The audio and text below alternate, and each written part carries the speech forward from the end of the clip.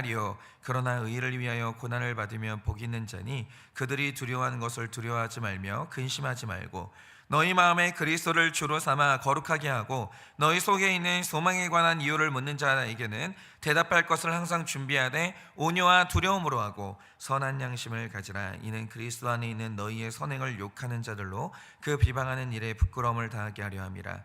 선을 행함으로 고난받는 것이 하나님의 뜻일진데 악을 행함으로 고난받는 것보다 나으니라. 그리스도께서도 단번에 죄를 위하여 죽으사 의인으로서 불의한 자를 대신하셨으니 이는 우리를 하나님 앞으로 인도하려 하심이라. 육체로는 죽임을 당하시고 영으로는 살리심을 받으셨으니 그가 또한 영으로 가서 옥에 있는 영들에게 선포하시니라. 그들은 전에 노아의 날 방주를 준비할 동안 하나님이 오래 참고 기다리실 때에 복종하지 아니하던 자들이라. 방주에서 물로 말미암아 구원을 얻은 자가 몇 명뿐이니 겨우 8명이라.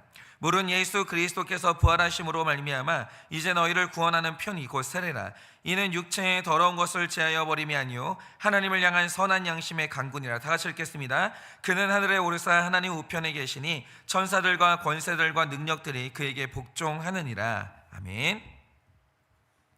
네, 오늘 이제 수요일이니까 저희가 저녁에도 이제 나누고 이제 아침에도 이제 나누도록 할 텐데 아침에 저희가 나눌 내용과 똑같은 본문인데도 불구하고 아침에 저희가 나눌 내용과 이제 저녁에 나눌 내용이 달라요.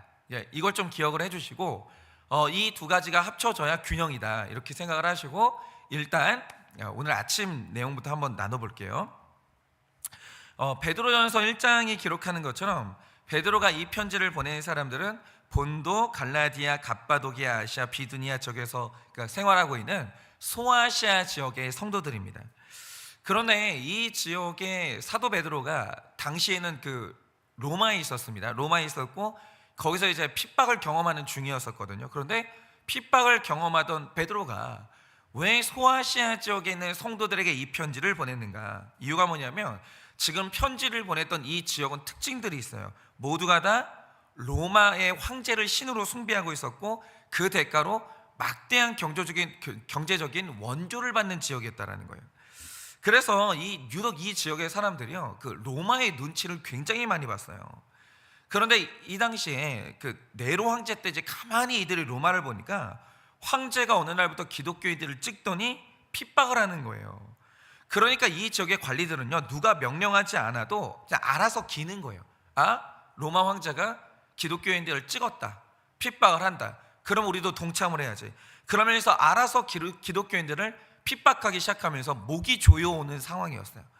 그렇기 때문에 이걸 이제 베드로가 알았기 때문에 장차 소아시아 지역에 오늘 우리가 당하는 고난이 갈 거다, 미리 준비해야 된다. 그러면서 이제 베드로가 이 편지를 보내는 거죠. 그래서 이 편지를 받는 소아시아 지역의 이제 성도들은 하루하루가 불안하고 굉장히 이제 두려운 상황이었어요. 그래서 베드로전서 1장 6절 말씀을 보면 너희가 지금 여러 가지 시험으로 말미암아 근심하는 중이다 이렇게 말했어요. 현재의 상황이었습니다. 그런데 여기서 이 시험이라는 말의 헬라어가 페이라스모스거든요. 그런데 이거는 영적인 고통을 의미하는 게 아니에요. 이건 일상적인 삶의 어려움을 겪는 중이라는 거예요. 그러니까 갑자기 이제 이웃에서 친근하게 지내던 사람들이 어느 날부터 나를 배척하기 시작하고 어느 날부터 관리들이 하나 걸리기만 해봐 너는 끝나 이러면서 두려움을 주기 시작하고 모함을 받기 시작하고 매를 맞기 시작하고 이런 식으로 일상생활에서 이들이 피부에 와닿는 그런 이제 고난을 겪기 시작했다는 거예요. 그런데 그게 한두 개가 생긴 게 아니라 여러 개가 한꺼번에 몰려오는 거죠. 그러니까 이 시험이라는 단어가 복수로 나와 있어요. 하나만 당하는 게 아닌 거예요. 그런데 오늘도 우리 중에 이런 시험을 겪는 사람들이 왜 없겠어요?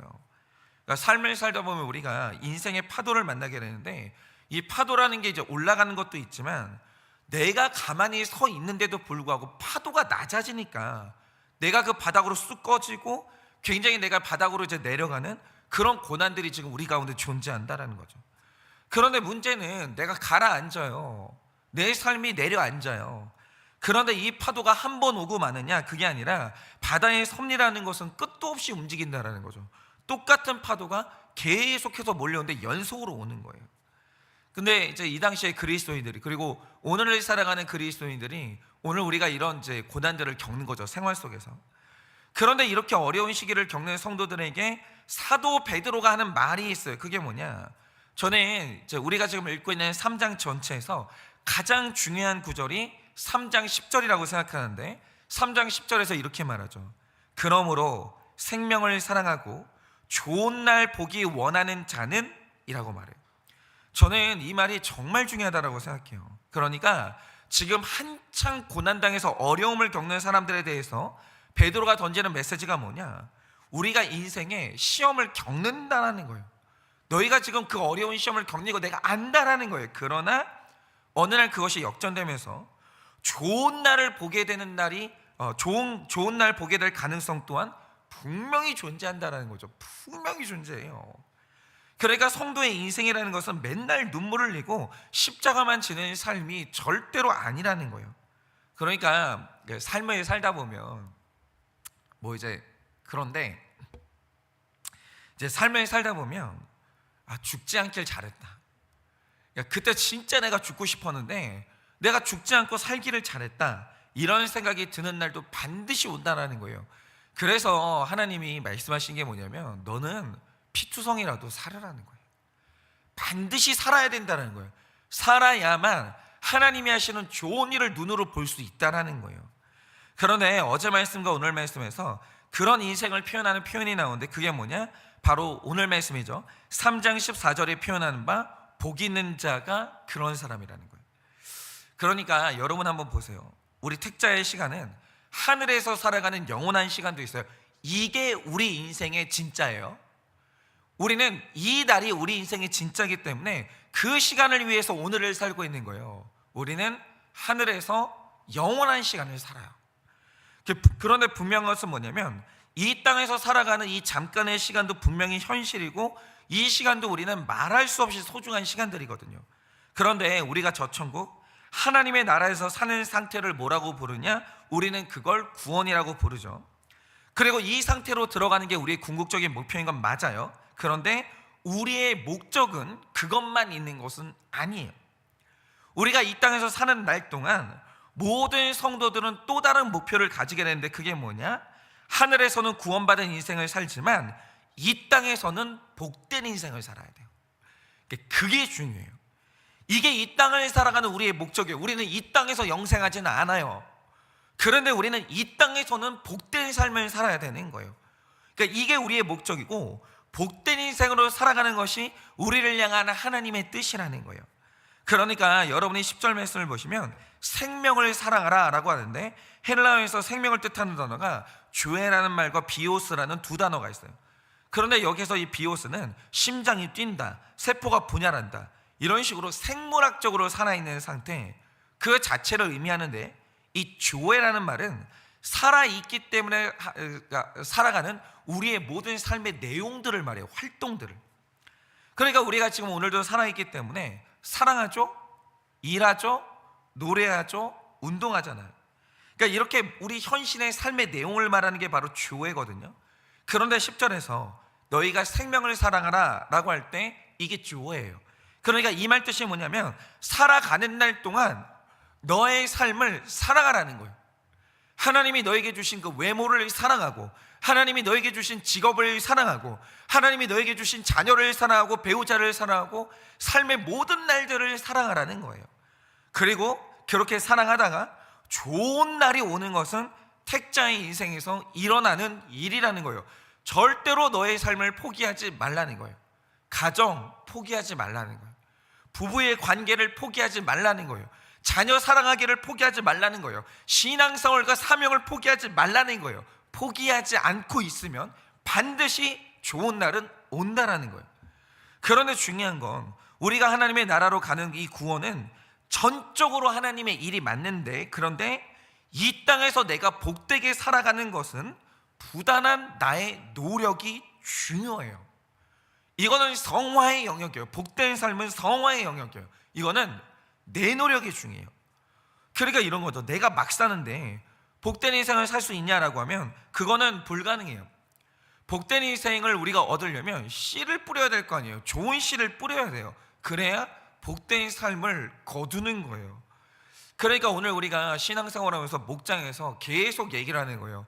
직장 그만두지 마세요. 이혼하지 마세요. 맞아요. 힘드니까 사명 포기할 수 있죠. 사명 포기하시면 안 됩니다. 계속해서 우리가 이런 얘기를 해요. 왜요? 맞아요. 힘들면 다 집어치우고 싶어요. 가정생활 힘들잖아요. 가정 끝내고 싶어요. 자녀 키우는 거 힘들잖아요. 그냥 자녀고 뭐고 그냥 너는 네 인생 살고 나는 내 인생 살고 싶어요. 사명 힘들죠. 그냥 끝내고 싶어요. 근데 중요한 게 뭐냐? 그 뿌리는 거 중단하잖아요. 거두는 게 없는 거예요. 그러니까 제가 이제 부모님 삶을 보면서 되게 크게 배운 게 참 사람을 사랑하는 게 저는 세상에서 제일 어려운 것 같아요. 왜냐하면 사람이 사랑스럽지가 않아요. 그러니까 인간이라는 존재가 뿌리면 내년에 결과가 오냐? 안 와요. 뿌려놓잖아요. 떠나요. 실컷 뿌렸는데 떠나요. 그러니까 이게 어느 날 허무할 때가 있다고요. 내가 사람을 섬기는 게 의미가 있나? 사람을 사랑하는 게 의미가 있나? 이렇게 배신을 당하는데 그럴 것 같죠. 근데 중요한 게 뭐냐? 우는데 저희 부모님을 보면 그랬어요. 사람 때문에 울어요. 그러니까 우는데 뿌려요. 울면서 뿌리는 거예요. 괴로운데. 근데 그게 언젠가는 좋은 날이 온다 이것 때문은 아니었어요. 그냥 책임감 때문에 뿌려요. 하나님이 하라고 하셨으니까 뿌리는 거예요. 중요한 게 뭐냐? 나중에 반드시 복된 날이 와요. 안 뿌린 사람은 없다니까요. 그러니까 뿌려야 되는 거예요. 뿌려야 오는 거예요.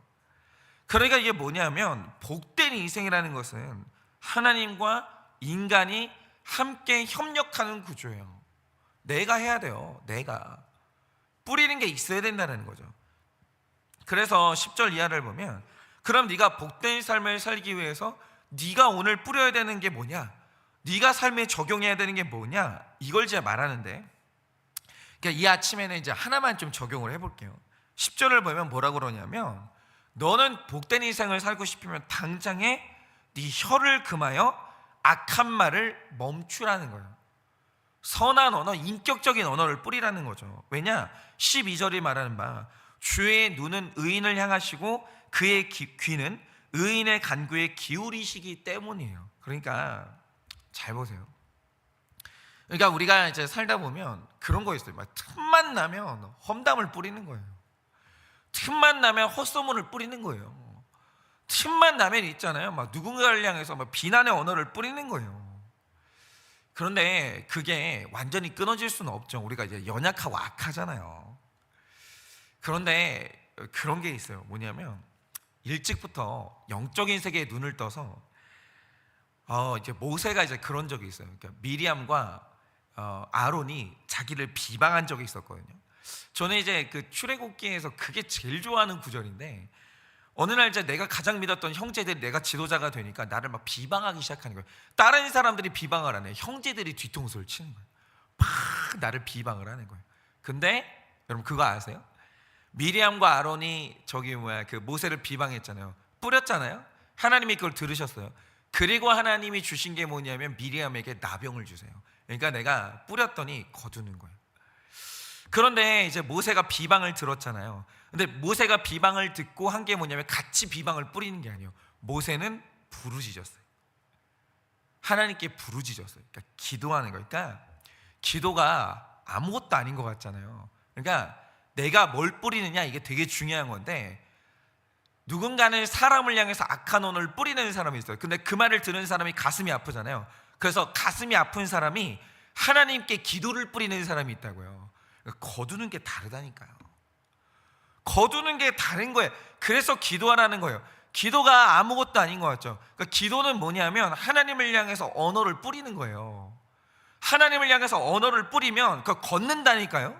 복을 걷는다니까요. 그러니까 기도를 우습게 여기시면 안 되는 거예요.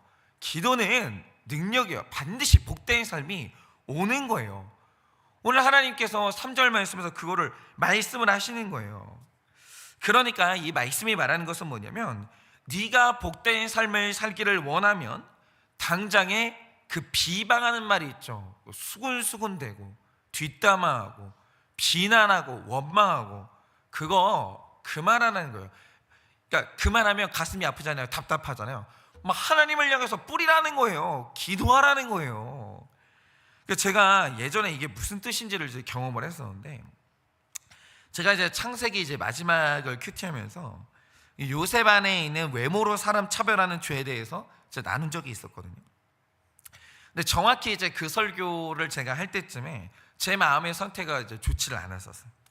그러니까 몇 가지 뜻대로 되지 않는 게 있어서 이렇게 마음에 되게 불편한 상태였거든요. 그런데 이제 그날 아침에 예수님이 이제 마음 가운데 이제 생각으로 찾아오신 거예요.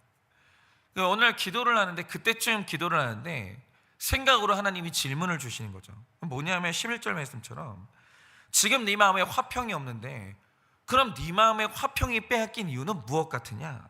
이렇게 물으시는 거예요. 그래서 제가 가만히 이제 생각을 해보는데 제가 무지한 사람이라 답이 안 나오는 거예요. 나는 왜 화평이 없지 지금? 이유가 뭘까? 그래서 제가 답을 못 내고 있으니까 성령님께서 깜짝 놀랄 만한 답을 주셨는데, 그게 뭐냐? 네가 살아오면서 외모로 사람을 차별했으니까 그 삶의 결론으로 지금 네가 너무 힘들다라는 거예요. 네가 그거 뿌렸잖아. 네가 뿌렸잖아. 네 차별했잖아. 너 차별 뿌렸잖아. 그게 어느 날 너한테 돌아왔다라는 거예요. 그런데 제가 이 음성을 듣고 깜짝 놀랐어요. 그러니까 이런 거죠. 아니 지금 내 마음이 힘든 거랑 내가 과거에 외모로 사람을 차별했던 게 무슨 상관이 있나요? 근데 하나님은 늘 모르시잖아요. 그래서 이제 가만히 띵크를 해봤죠. 뭐가 왜 그런가 생각을 해보. 기도를 하다 갑자기 무릎을 탁 쳐지는 게 있는 거예요. 그게 뭐냐? 제가 살면서 외모로 가장 사람을 차별했던 사람이 하나 있거든요. 그게 제 아버지예요. 그러니까 이런 거죠. 정말 대놓고 그런 말 한 적 있었는데, 왜 아버지는 다른 목사님들처럼 대형교회 목사가 못 됐는데요? 아니 몇십 년을 그렇게 목회를 해놓고 결과가 이거밖에 안 되냐? 왜 이렇게 당신의 목회지는 이렇게 초라하냐라는 거예요. 그리고 다른 목사님들은 성도님들이 몰려드는데 왜 아버지의 목회는 사람들이 자꾸 떠나가는가? 다른 목사님들은 성도님들에게 사랑받아서 좋은 양복도 입고 뭐 선물도 받고, 그러니까 지금 제 편견이어서 그렇진 않아요. 막 좋은 차도 타더만 왜 아버지는 날마다 봉고차 타야 되고 오래된 초라한 옷만 입어야 되는가? 왜 같은 목사인데 아버지 외모는 그렇고 왜 저 목사님 외모는 왜 저러냐고. 나는 아버지처럼 그런 모양으로 살고 싶지 않다고. 이렇게 아버지의 그 어떤 외모를 가지고 얼마나 무시하고 차별하고 비난했는지 몰라요. 근데 그게 부끄러운 줄도 몰랐어요. 그게 얼마나 큰 죄인지도 몰랐어요. 그리고 막 차별하는 거예요, 그냥 막. 그런데 이런 저에게 어떤 일이 일어났냐? 제가 나는 아버지처럼 안 산다 그러면서 제가 목회를 했죠. 제가 아버지보다 더 못한 삶을 살고 있는 거예요. 저 또한 저는 그렇게 되지 않을 거라고 자신을 했는데 제가 이제 목회를 하다 보니까 사람이 떠나더라고요. 제가 잘못해서 사람들이 제 곁을 떠나더라고요. 제 외모도 볼품없죠. 그러니까 아버지나 저나 별 차이가 없고 어쩌면 제가 아버지보다 더 못한 삶을 살고 있거든요.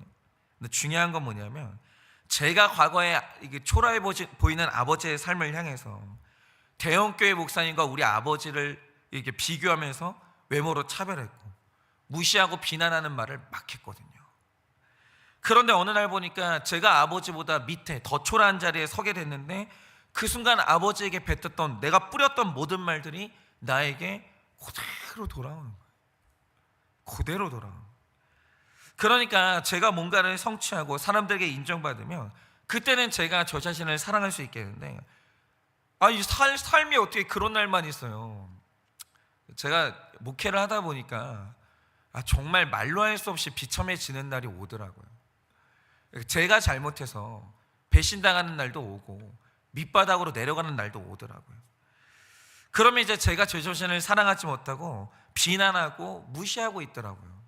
다시 말해 어느 날 보니까 제가 아버지만 외모로 차별하는 게 아니라 나 자신도 외모로 차별하고 있는데 이유가 뭐냐면 내가 뿌렸어요. 나는 그게 이제 남들에게 이제 뿌리고 이제 끝날 거라고 생각했는데 내가 뿌렸던 게 나한테 그대로 돌아오는 거예요. 그대로. 제가 이제 이걸 이제 알게 되고 난 다음에 어느 날부터 이제 그렇게 된 거예요. 뭐냐면 비방하는 말이 확 줄었어요. 이게 뭐냐면 제가 비방을 하고 이제 어떤 악한 말을 하면 저한테 반드시 돌아오더라고요. 반드시. 그게 이제 많이 없어지고, 그 다음에 이제 늘어난 게 뭐냐면 기도로 답답한 게 있으면 하나님께 부르짖는 거예요. 그런데 하나님께 부르짖으면 제가 이제 원통한 말, 악한 말을 다 들으시고 하나님께서 위로로 저에게 이제 되돌려 주시더라고요. 좋은 응답으로 하나님이 저한테 이제 되돌려 주시더라고요. 그래서 이제 기도는 무조건 좋은 거예요. 기도는 나쁜 게 없어요. 기도는 무조건 좋은 거예요. 여러분, 우리가 이 땅에서 살아가는 날들을 사랑하고 좋은 날을 보면서 복된 인생을 살아야 되겠는데, 왜 우리의 중심에 우리의 언어가 있는지 아십니까? 내가 남들에게 뱉었던 그 말들은 언젠가 나에게 그대로 돌아오기 때문이에요. 그러니까 비방하지 말고 부르짖으세요. 비방하지 마세요. 부르짖으세요. 내가 남을 무시하고 내가 복수를 할 때마다 그것은 그때는 시원한데 나중에는 그거 나한테 그대로 돌아와요. 그대로 돌아와요.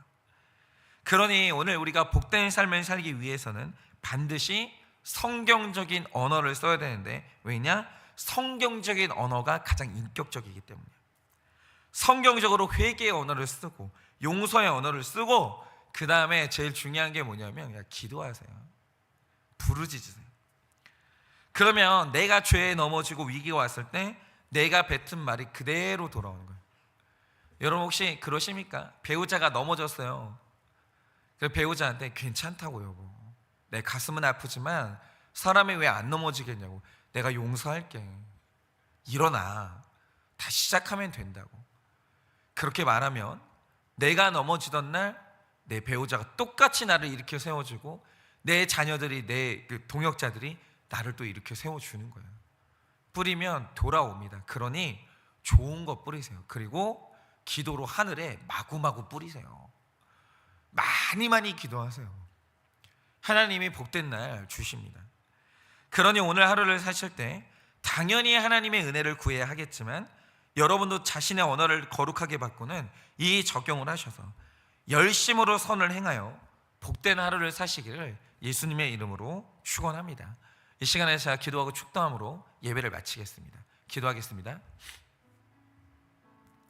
하나님, 오늘 하나님께서 우리에게 말씀하십니다. 하늘에서의 삶만 중요한 것이 아니라 오늘 우리가 살아가는 이 땅의 삶도 중요하다고 말씀하십니다. 너의 삶을 사랑하라. 너의 삶을 포기하지 말아라. 그러다 보면 복된 날은 반드시 온다 라고 하십니다. 그런데 주님, 이 복된 날은 또한 그냥 오는 것은 아닙니다. 오늘 주님께서 우리에게 말씀하여 주시기를, 복된 날은 네가 복된 것을 뿌려야 복된 날이 온다 라고 말씀을 하십니다. 그러면서 오늘 우리에게 한 가지 말씀하신 것은 복된 언어를 뿌리라는 것입니다. 용서의 언어를 뿌리고, 사랑의 언어를 뿌리고, 그리고 채우라는 언어를 뿌리라고. 그리고 그 무엇보다 사람을 향해서 떠들지 말고 하나님을 향해서 간구하면서 기도를 뿌리라고 말씀을 하십니다. 네가 뿌리면 복된 날은 온다고. 네가 그렇게 좋은 것을, 좋은 언어를 뿌리면 반드시 하나님께서 갚아주신다라고 오늘 우리에게 말씀하여 주십니다. 그러니 하나님, 오늘도 우리는 비방하는 것이 아니라 부르짖게 하여 주시고, 성경적인 회개의 언어, 용서의 언어, 축복의 언어를 오늘 하루도 잘 뿌리게 하여 주셔서 반드시 좋은 날을 보고 복된 삶을 경험하는 우리 모두가 될 수 있도록 은혜를 허락하여 주시옵소서. 지금은 우리 주 예수 그리스도의 은혜와 하나님 아버지의 그 크신 사랑과 성령님의 위로하시고 교통하여 주시는 그 역사하심이 오늘도 나의 삶을 사랑하고 복된 것을 부지런히 뿌려 정말 좋은 날을 보기를 원하고 복된 삶을 살기를 원하는 사랑하는 모든 주의 종들의 머리 위에 지금으로부터 영원 무궁토록 함께 있을지어다. 아멘.